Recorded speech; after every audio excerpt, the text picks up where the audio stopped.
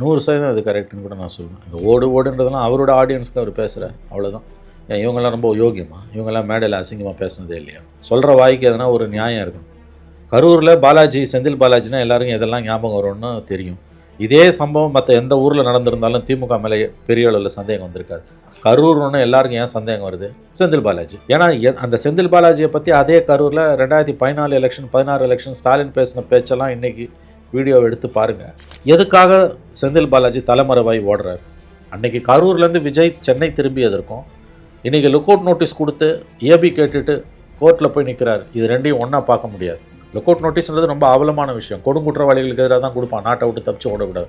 ஒரு அரசியல்வாதி அவனுக்கு எதிராக லுக் அவுட் நோட்டீஸ்லாம் கொடுக்க மாட்டான். எனக்கு தெரிஞ்ச திமுகவோட வரலாறில் எந்த ஒரு திமுகவில் முன்னாள் மந்திரி எம்எல்ஏ எதிராலும் லுக் அவுட் நோட்டீஸ் கொடுத்தது கிடையாது. உண்மையான திமுககாரன் இப்படி பயந்து ஓட மாட்டான். இவர் எதுக்கு தலைமறைவானார்? லுக் அவுட் நோட்டீஸுங்கிறது எவ்வளோ அசிங்கம். ஏர்போர்ட்டு, போர்ட்ஸ் எல்லாத்தையும் பிளாக் பண்ணுறான். கண்டுபிடிச்சா உடனே இன்ஃபார்ம். அறுப்பா இல்லையாங்க? இப்படி ஒரு நல்ல ஒரு கட்சிக்கு வரலாமா? ஸ்டாலின் என்ன பண்ணியிருக்கணும்? பாலாஜி நீங்கள் போய் அப்பியர் ஆகுங்கன்னு சொல்லியிருக்கணும். அவர் அட்வைஸ் பண்ணியிருக்கணும்ல தலைவர். அப்போ ஓடி ஒளிரான்னு விஜய் சொல்கிறது 100% கரெக்டு. ஆட்சியை கவுக்க முயற்சி பண்ணிங்களா? இல்லை இல்லாட்டி எதுக்கு இங்கே ஓடுறீங்க? இந்த 5 வருஷத்தில் நடந்த ஒரு பெரிய அட்டூழி என்ன? அரசாங்கத்தோட ஊதுகுழலா, சியர் லீடர்ஸா, வாடகை வாய்களா நீங்கள் மாறி போனீங்க. மக்கள் மீடியாவை காரி துப்புனாங்க. அந்த அளவுக்கு ஆளுங்கட்சிக்கு ஜாலராக போட்டிங்க. இன்றைக்கி ஆட்சி மாறும்போது எனக்கு மீடியா எனக்கு உரிமைன்னு கேட்கும்போது உங்களை எப்படி நம்புவாங்க? என்ன நடக்குதுன்னா, அவங்க முதல் நாள் கொடுத்த பாசு கட்சிக்கு தெரியாது. ஏதோ பங்களிங் நடந்துருச்சு. கொடுத்த பாசை வெளியில் போகணுன்னு சொல்கிறது பிடிங்கிட்டு ரொம்ப தப்புங்க, அசிங்கம். அது மீடியா பாய்காட் பண்ணியிருக்கணும். கடந்த காலமாக தான் நடந்திருக்கும். ஒரு மீடியாவுக்கு தைரியம் கிடையாது. ஏன்னா உனக்கு டிஆர்பி போயிடும். அப்போ எவ்வளோ தான் உங்களுக்கு அவமரியாதைகள் இழைக்கப்பட்டாலும் நீங்கள் அங்கே தான் போய் நிற்பீங்கன்னும் போது அவங்க ஏன் உங்களை மதிக்கணும்? அறம் நாடு நேயர்களுக்கு அன்பு வணக்கம். இன்று நம்மோடு இணைந்திருப்பவர் மூத்த பத்திரிகையாளர் திரு மணி அவர்கள். சார் வணக்கம். சார் வணக்கம். கரூரில் பேசிய முதலமைச்சர் விஜய் அவர்கள் பேசின விஷயத்தில் கரூர் விவகாரம் மட்டும் அந்த நடந்த நிகழ்வு, பறிபோன உயிர்கள் குறித்து பேசினதில் முரண்பாடான கருத்துக்கள் இருக்குது. சிபிஐ விசாரணையில் இருக்கும் பொழுது முதலமைச்சராக அவர் பேசினதில் நமக்குமே அதில் எந்த அளவுக்கு நம்ம உடன்பாடு இல்லைங்கிறது தான் ஒரு விஷயம் சார். ஆனால் அவர் பேசிய அரசியல் விஷயங்கள், கடந்த கால அரசை விமர்சித்தது, ஒருத்தர் ஓடுன்னு அவருடைய தனக்கு என்ன அவர் பேசக்கூடியது என்ன வகையில் மக்களை அட்ராக்ட் பண்ணுதோ அந்த பாணியில் தொடர்ந்து திமுகவை தொடர்ந்து டார்கெட் பண்ணுறாரு, அட்டாக் பண்ணுறாரு. எப்படி பார்க்குறீங்க அந்த ஸ்பீச்? அதில் எந்த தப்பும் இல்லை. 100% அது கரெக்டுன்னு கூட நான் சொல்லுவேன். இந்த ஓடுன்றதெல்லாம் அவரோட ஆடியன்ஸ்க்கு அவர் பேசுகிறார், அவ்வளோதான். ஏன் இவங்கெல்லாம் ரொம்ப யோகியமா? இவங்கெல்லாம் மேடையில் அசிங்கமாக பேசுனதே இல்லையா? சொல்கிற வாய்க்கு எதனா ஒரு நியாயம் இருக்கணும். கரூரில் பாலாஜி, செந்தில் பாலாஜினா எல்லாருக்கும் எதெல்லாம் ஞாபகம் வரும்னு தெரியும். இதே சம்பவம் மற்ற எந்த ஊரில் நடந்திருந்தாலும் திமுக மேலே பெரிய அளவில் சந்தேகம் வந்திருக்காது. கரூர்னு எல்லாருக்கும் ஏன் சந்தேகம் வருது? செந்தில் பாலாஜி. ஏன்னா அந்த செந்தில் பாலாஜியை பற்றி அதே கரூரில் 2014 எலெக்ஷன் 16 எலெக்ஷன் ஸ்டாலின் பேசின பேச்செல்லாம் இன்றைக்கி வீடியோவை எடுத்து பாருங்கள். அதுக்கு பிறகு அவரை பெரிது உன் தியாகம் பெரிதுன்னு சொல்லி புகழ்ந்ததையும் பாருங்கள். அப்போ இந்த முரண்பாடு அவரை எந்த அளவுக்கு மலிவாக குறை சொல்லி பேச முடியுமோ அந்த அளவுக்கு ஸ்டாலின் தெருவாக பேசினார். ஆனால் முதலமைச்சர் ஆகி அவருக்கு மந்திரி பதவியை கொடுத்து அழகு பார்த்தார். இன்றைக்கி எதுக்காக செந்தில் பாலாஜி தலைமறைவாய் ஓடுறார்? அன்றைக்கி கரூர்லேருந்து விஜய் சென்னை திரும்பியதற்கும் இன்றைக்கி லுக் அவுட் நோட்டீஸ் கொடுத்து ஏபி கேட்டுட்டு கோர்ட்டில் போய் நிற்கிறார். இது ரெண்டையும் ஒன்றா பார்க்க முடியாது. லுக் அவுட் நோட்டீஸ்ன்றது ரொம்ப அவலமான விஷயம். கொடுங்குற்றவாளிகளுக்கு எதிராக தான் கொடுப்பான், நாட்டை விட்டு தப்பிச்சு ஓடக்கூடாது. ஒரு அரசியல்வாதி அவனுக்கு எதிராக லுக் அவுட் நோட்டீஸ்லாம் கொடுக்க மாட்டான். எனக்கு தெரிஞ்ச திமுகவோட வரலாறில் எந்த ஒரு திமுகவில் முன்னாள் மந்திரி எம்எல்ஏ எதிராலும் லுக் அவுட் நோட்டீஸ் கொடுத்தது கிடையாது. உண்மையான திமுககாரன் இப்படி பயந்து ஓட மாட்டான். மற்ற கட்சியிலேருந்து வந்தவங்க ஓடுவாங்க. ஆராசா ஓடிருக்காரு. என்றைக்காது ஆராசா மேலே எனக்கு 1000 விமர்சனம் உண்டு. பட் சட்டத்துக்கு பயந்தவர் எங்கேயுமே ஓடினது கிடையாது. என்றைக்கும் ஓடவும் மாட்டார். ஆளுங்கட்சியோ எதிர்கட்சியோ எப்போ கூப்பிட்டாலும் போய் நிற்பார். ஏன் தெரியுமா? கட்சிக்காரன். அவங்களுக்கு சில கன்விக்ஷன் உண்டு, சில சில சில கொள்கை பிடிப்புகள் உண்டு. 16 மாதம் அவர் பெயிலே போடாமல் இருந்தாருங்க. பெயில் போடலை. மற்றவங்களாம் போட்டு டிஸ்மிஸ் ஆச்சு. 2Gயில் போடவே இல்லை. அவர் பிப்ரவரி 2ஆம் தேதி நினைக்கிறேன் 2011 அவர் அரெஸ்ட் பண்ணுறாங்க. 2012 மேலே தான் அவர் பெயிலே அப்ளை பண்ணுறாரு. 15 மாதம் அவர் பெயிலே போடலை. அவர் ஓடி ஒளியில் அந்த மாதிரி ஒரிஜினல் கட்சிக்காரன் இருக்கான். அவன் பயந்து திமுககாரன், ஒரிஜினல் திமுககாரன். அவனுக்கு எதிராக லுக் அவுட் நோட்டீஸ் வராது. அவன் பயந்து ஓட மாட்டான், கூப்பிட்டா போய் நிற்பான். இவர் எதுக்கு தலைமறைவானார்? லுக் அவுட் நோட்டீஸுங்கிறது எவ்வளோ அசிங்கம். ஏர்போர்ட்டு, போர்ட்ஸ் எல்லாத்தையும் பிளாக் பண்ணுறான். கண்டுபிடிச்சா உடனே இன்ஃபார்ம். அறுப்பா இல்லையாங்க? இப்படி ஒரு நல்ல ஒரு கட்சிக்கு வரலாமா? ஸ்டாலின் என்ன பண்ணியிருக்கணும், பாலாஜி நீங்கள் போய் அப்பியர் ஆகுங்கன்னு சொல்லியிருக்கணும்ல, அவர் அட்வைஸ் பண்ணியிருக்கணும்ல தலைவர். அப்போ ஓடி ஒளிகிறான்னு விஜய் சொல்கிறது 100% கரெக்டு. ஆட்சியை கவுக்க முயற்சி பண்ணிங்களா இல்லை, இல்லாட்டி எதுக்கு இங்கே ஓடுறீங்க? ஆட்சியை கவுக்க ஏதோ ஒரு முயற்சி நடந்திருக்கு, இல்லாட்டி ஒன்றுமே இல்லாமல் இத்தனை பேரை போலீஸ் அரெஸ்ட் பண்ணாது. இந்த சிங்கப்பூரில் யாரோ ஒருத்தருக்கு லுக்கவுட் நோட்டீஸ் கொடுத்துருக்காங்க. 5 நட்சத்திர ஹோட்டலில் அவங்க உட்காந்து பேசினா அந்த ஃபுட்டேஜெல்லாம் அழிச்சிருக்காங்க. தப்பு பண்ணலன்னு ஏன் இதெல்லாம் நீ செய்கிற? அப்போ என்னமோ நடந்திருக்கு. அதனால தான் 2 பேரும் அண்ணனும் தம்பியும் ஓடுறாங்க. அதை அவர் பேசுகிறாரு, அவரோட வெர்ஷன் இது. அதில் என்ன தப்பு இருக்குது? அதில் 100% கரெக்ட், 100% அது கரெக்ட். அந்த பாலிடிக்ஸ் அவர் அங்கே பேச தான் செய்வார். மாறி மாறி கொள்ளையடிச்சிங்க, சிண்டிகேட் போட்டிங்க, இல்லைன்னு சொல்லுங்கள். இன்றைக்கி ஏன் சார் நீங்கள் பயந்து ஓடுறீங்க? திடீர்னு என்ன ஏவா வேலுக்கு வந்து உடம்பு பிரச்சனை? அதான் சொல்கிறார், இன்னொருத்தர் ஃபாரினுக்கே ஓடிட்டாருன்றார்ல, சிங்கப்பூருக்கு எதுக்கு போகிறாரு?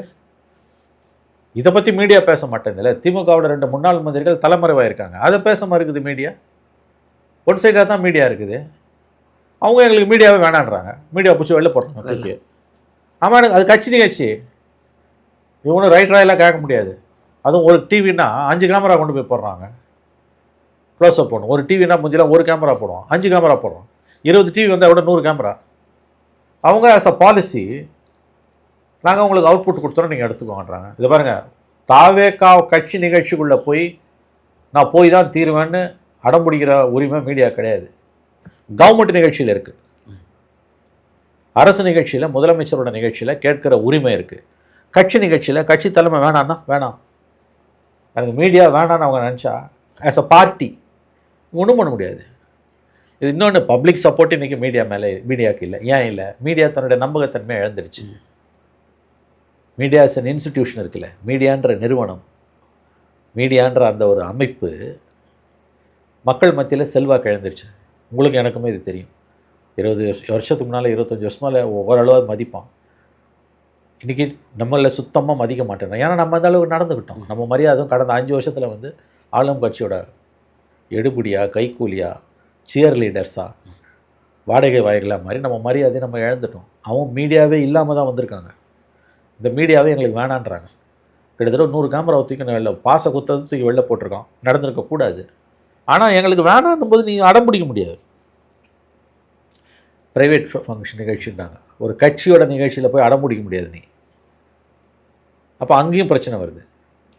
அவங்க தெளிவாக இருக்காங்கப்பா, எங்களுக்கு மீடியா வேணாம், நீ என்ன வேணால் எழுதி என்ன வேணால் பேசு, எங்களுக்கு சோஷியல் மீடியா போதும், மெயின் ஸ்ட்ரீம் மீடியா வேணான்றாங்க.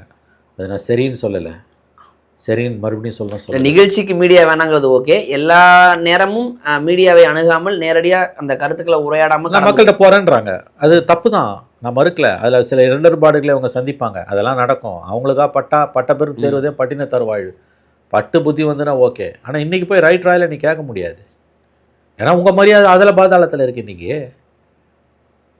ஸ்டாலின்கிட்ட நினச்சி கூட பார்க்க முடியாததெல்லாம் நீங்கள் இன்றைக்கி வந்து பேசுகிறீங்க.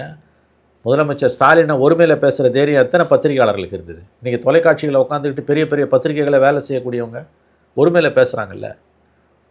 யாரையுமே பேசக்கூடாது, ஸ்டாலினையும் பேசக்கூடாது, விஜயும் பேசக்கூடாது, எந்த தலைவரையும் பேசக்கூடாது. ஒரு குறைஞ்சபட்ச அந்த தர்மன்றது நம்ம எல்லாருக்குமே இருக்கணும். கருத்துக்கள் எதுவாகனா இருக்கலாம், ஆனால் அந்த தனி மனித மரியாதை, அந்த இருக்கைக்குரிய மரியாதை, அந்த இருக்கை இல்லாட்டி கூட முன்னாள் முதலமைச்சர்ன்ற முறையில் மரியாதை, பெரிய கட்சியோட தலைவர் அவர் ஸ்டாலின், அவருக்குரிய மரியாதை நம்ம எப்பயுமே கொடுத்து தான் பேசணும், யாராக இருந்தாலும். இன்றைக்கி ஒருமையில் நீ பேசுகிற ஒரு முதலமைச்சரை, அந்த தைரியம் உனக்கு எங்கேருந்து வருது? இது உனக்கு உண்மையிலே தைரியம் தான், நீ ஸ்டாலினை பேசிருக்க வேண்டியதுதான். நீ பேசுன்னு நான் சொல்லலை, உனக்கு அந்த தைரியம் வரல. அப்போ இந்த அளவுக்கு மீடியா ஓர வஞ்சனையோடு இருக்கும்பொழுது, ஒன் சைடடாக இருக்கும்போது, காமால கண்ணோடு இருக்கும்போது மீடியாவுக்கு என்ன மரியாதை மக்கள் மத்தியில் இருக்கும்? அதனால் அவர் தொடர்ந்து அவாய்ட் பண்ணுறாங்க. அவங்க எங்களுக்கு வேணான்றாங்க. நான் அது சரின்னு சொல்லலை நந்தா, அது சரியில்லை, அது நான் அதை ஏற்றுக்கல. விஜய் அரசாங்கம் மீடியாவை நடத்துகிற முறையில் எனக்கு உடன்பாடு இல்லை, அது தவறு. என்ன பண்ண முடியும்? நீங்கள் அந்த அளவுக்கு உங்கள் பேரை கெடுத்துக்கிட்டீங்க. அவங்க தெளிவாக எங்களுக்கு தொழில்நுட்பம் கொடுத்துருக்க, விஞ்ஞானம் கொடுத்துருக்க வசதி, நாங்கள் மக்கள்கிட்ட டைரெக்டாக போகிறோம். நாங்கள் இங்கே உங்களால் நாங்கள் இந்த இடத்துக்கு வரல, உங்களை மீறி வந்தோம். நாங்கள் இந்த இடத்துல ஆங்கிலத்தில் சொல்லுவாங்க, I am here not because of you but in spite of you. இந்த இடத்துல நான் உன்னால் வரலன்றது மட்டும் இல்லை, உன்னை மீறி வந்திருக்கேன். அப்போ நான் எதுக்கு உன்னை மதிக்கணும்? இதுதான் அவங்க பாலிசி. எங்களுக்கு மீடியா வேணாம், நாங்கள் அவுட்புட் கொடுத்துறோம், நீ வீடியோ எடுத்துக்கோ, நீ வெளியில் இரு, நீ தான் என்ன வேணால் பேசி என்ன வேணால் எழுது. இது வரைக்கும் நீங்கள் எங்களை சப்போர்ட் பண்ணல, இனிமேலும் பண்ண போகிறதில்ல. அதிகாரத்தில் இருந்தாலும் இல்லாட்டியும் அவங்களோட மைண்டை நான் சொல்கிறேன், பேசி பார்த்த வரைக்கும் அதிகாரத்தில் இருந்தாலும் இல்லாட்டியும் 90% மீடியா திமுக கட்டுப்பாட்டில் தான் இருக்குது. அப்புறம் நாங்கள் எதுக்கு உங்களை மதிக்கணும்? இதுக்கு மீடியாவோட பதில் என்ன? நான் தான் சொல்லலை, கருத்துக்கள் 1000 இருக்கலாம், விமர்சனங்கள் 1000 இருக்கலாம். ஒரு முதலமைச்சரை ஒருமையில் ஒருத்தர் பேசுகிறார், சில பத்திரிகையாளர்கள் தொலைக்காட்சிவாதங்களில் பேசுகிறாங்க. இந்த தைரியம் உனக்கு ஸ்டாலின் முதலமைச்சராக இருக்கும்போது வந்திருக்கா? அப்போ இப்போயும் ஆட்சி மாறின பிறகு உன் புத்தி இப்படி தான் இருக்கும், உன் அணுகுமுறை இப்படி தான் இருக்கணும், உங்களை எதுக்கு அவங்க மதிக்கணும்? அப்போ மீடியான்ற ஒரு இன்ஸ்டிடியூஷன் மேலே மக்களோட நம்பிக்கை, மதிப்பு, மரியாதை அதில் பாதாளத்துக்கு போயிடுச்சு.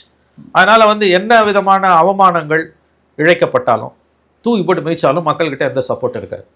நம்மளே தான் காப்பாற்றிக்கணும். அந்த நிலைமைக்கு யார் காரணம்? கத்த வேண்டிதான், வேற ஒன்றும் நீ பண்ண முடியாது. அப்புறம் விளம்பரத்துக்கு போய் நிற்கிறீங்கல்ல, எல்லா முதலாளிகளும் நீங்கள் பார்க்க ஆரம்பிச்சிட்டாங்க. கடந்த ஒரு வாரத்தில் அந்த சீனை பாருங்கள், பல முதலாளிகள் போய் பார்க்குறாங்க.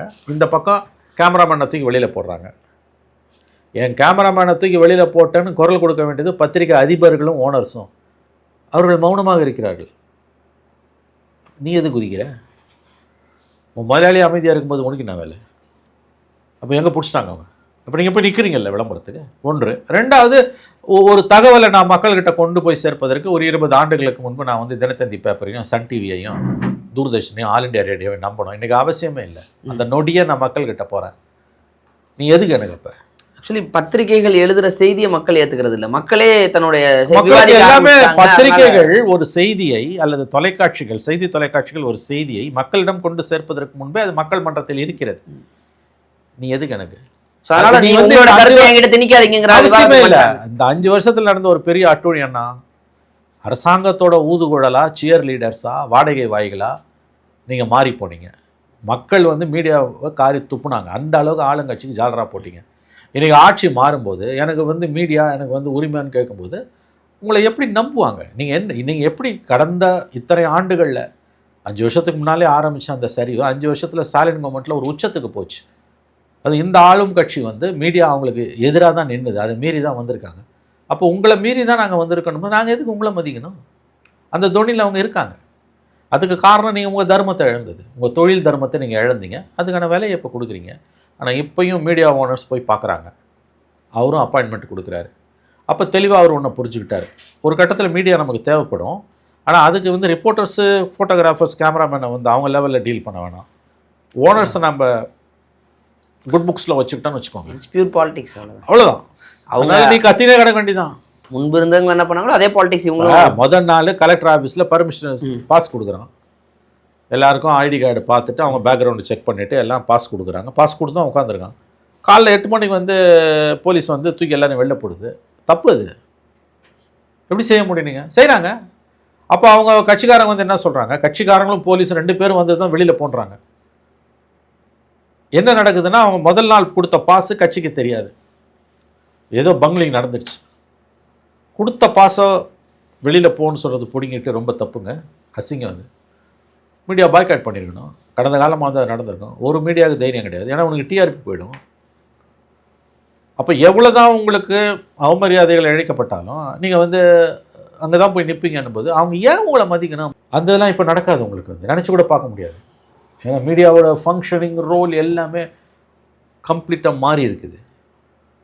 அரசை சார்ந்து இருக்கக்கூடிய நிலையில் தான் 99% மீடியா ஹவுசஸ் இருக்குது. அவங்களுடைய மீடியா, அந்த பர்டிகுலர் மீடியாவை ரன் பண்ணுறதுக்கு மட்டும் இல்லை, அவங்களுக்குலாம் வெவ்வேறு விதமான தொழில்கள் இருக்கும், இண்டஸ்ட்ரீஸ் இருக்கும், பிஸ்னஸ் இருக்கும். அது எல்லாமே அரசை, மாநில அரசை சார்ந்து இருக்கும். இன்ஃபேக்ட் சென்ட்ரல் கவர்மெண்ட்டை பகைச்சிட்டு இன்றைக்கி ஒரு மீடியாவோ பிஸ்னஸோ நடத்தலாம். ஸ்டேட் கவர்மெண்ட்டை பகைச்சு நடத்த முடியாது. பெரும்பாலான லைசன்சஸ் எல்லாமே ஸ்டேட் கவர்மெண்ட் சம்மந்தப்பட்டது. அப்போது ஒரு மீடியா ஹவுஸ் ஒரு முதலமைச்சர் நிகழ்ச்சியை பாய்காட் பண்ணுறாங்கன்னா அந்த மீடியாவுக்கு மட்டும் அந்த ஓனருக்கு பாதிப்பு வராது.